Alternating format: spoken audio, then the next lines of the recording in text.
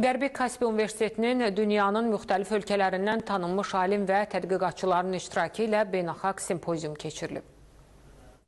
Qərbi Kaspia Universitetində kompüter elmlərində yeni tədqiqat metodları və Sənaye Akademiya əməkdaşlığının müasir modelləri mövzusunda beynəlxalq simpozium keçirilib. Simpoziumda dünyanın müxtəlif ölkələrindən tanınmış alim və tədqiqatçılar iştirak ediblər.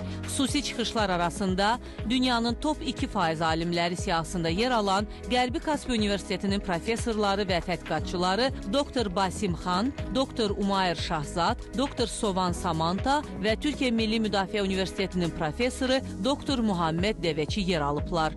Mən Qərbi Kaspia Universitetində həm müəllim, həm də mütəxəssis kimi fəaliyyət göstərirəm. Süni intellekt və onun müxtəlif tətbiqləri sayəsində tədqiqat aparıram. Həmçinin müəllim olaraq süni intellekt texnikası modulu üzrə dərs aparıram. Onun çərçivəsində biz bakalavr pilləsində oxuyan tələbələri müxtəlif layihələrə cəlb edirik.